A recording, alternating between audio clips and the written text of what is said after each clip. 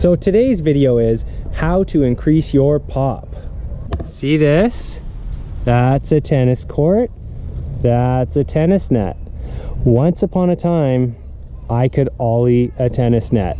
Now I don't think I'll ever get back to that again, but I'm going to take you through some steps. There's 4 steps to how to improve your pop. And these are based on the skateboarder and the motivation of a skateboarder. And it increases incrementally to the desire of how much pop do you want to get? How motivated, how committed are you to increasing your pop? So the first one is here at the skate park. Now this involves the lowest level of commitment. And it's pretty simple, really. Like, if you want to increase your pop, what you need to do is start jumping over things. It's simple. The first thing I'm going to be doing is actually jumping onto these ledges, which are above my comfort level. It's so high.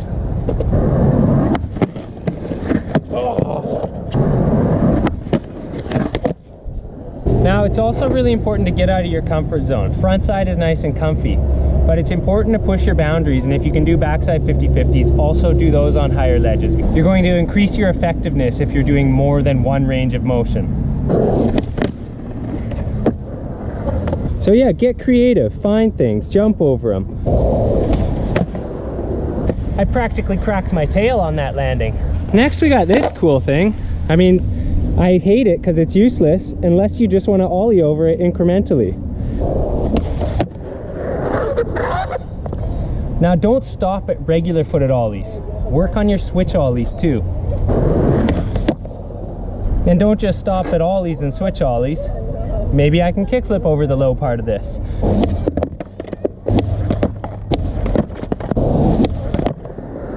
Alright, I got it, but it wasn't easy. So maybe one of my milestones can be being able to do this easier. Now don't stop at all that basic stuff. I got one more thing. Work on your nollies too. Okay, so I think you guys get the picture. The point is, the bare minimum you have to do to get your pop back, or to get it in the first place, is you have to jump over stuff. You look at the guys that have the most pop.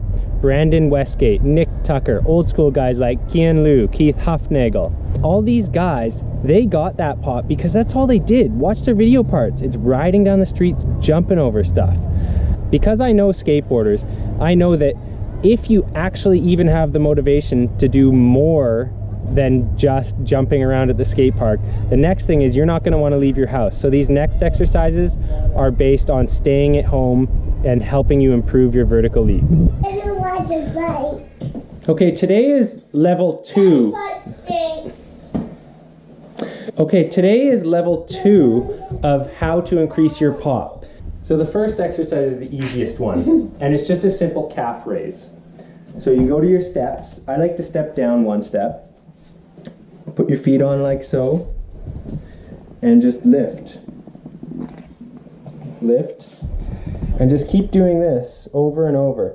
It takes me about, in the beginning it takes me about 30 to get tired. So I just keep doing these until I get tired, and as I start to get tired, it's right, jump, jump, jump, jump.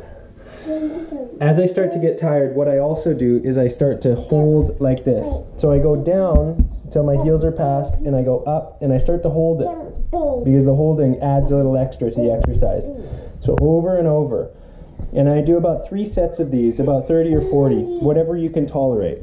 Where I got these exercises from is I just looked up on a basketball site how to increase your vertical leap. So a lot of this is from basketball stuff. And one of the ones they recommended is called the Bulgarian split squat. You put your leg on here and you just squat.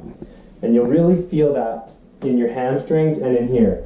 But by putting your leg up, it also helps to isolate your quad a little more because they don't get it as much.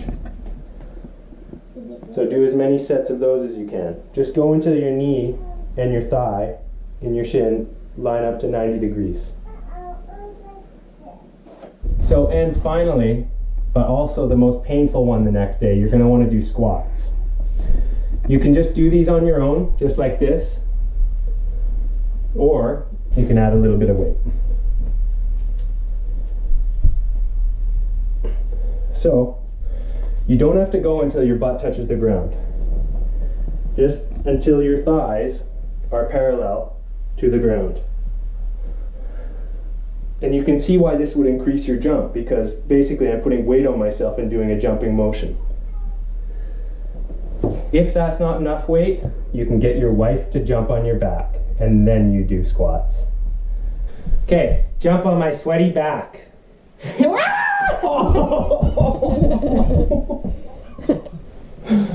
Okay, maybe don't jump on me. So that didn't work as I planned it. And she's not even very heavy, so you might really want to consider what could possibly happen to your back under those circumstances. Okay, so I'm going to combine the third and the fourth thing into one little scene here, because I think if I haven't completely lost you guys from actually suggesting that you maybe work out, I'm going to definitely lose you guys by suggesting the third, which is go to the gym. And there was one exercise that I left out, and you can also do this one from home. You just have to actually buy something, and that's jump rope, right? Simple, but do a few minutes of jumping rope. And I wouldn't actually recommend doing much more than that, especially in the very beginning, because it's gonna hurt. All that jump, jump, jump, jump, jump. It's like wears your calves out. It's crazy. So that is one other thing I would recommend though, jump rope.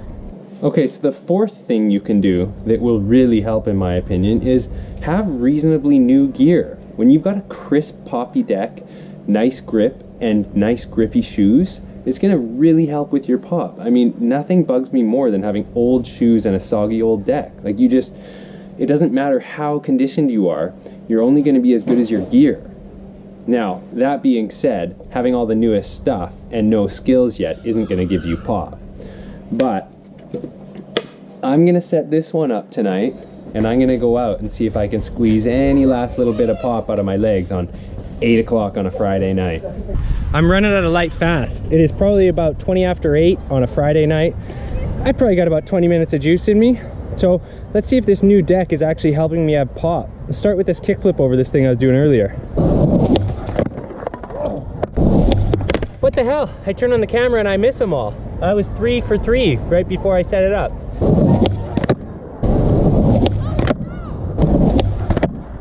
So I'm not really struggling with the height anymore. Honestly, the pop is feeling great. I sometimes wonder why I wait so long to set up new boards. Anyways, let's try some other tricks.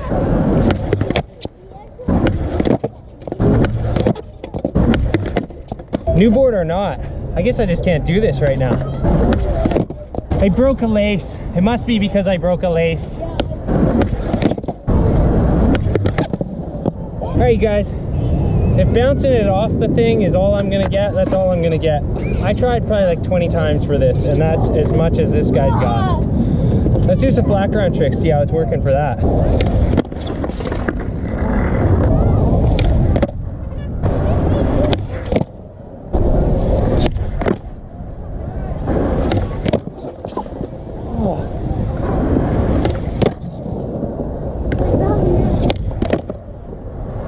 Okay, so while I admit I may not be Nick Tucker, having this new deck and all the exercises I've been doing is really helping me feel a little more springy on my board.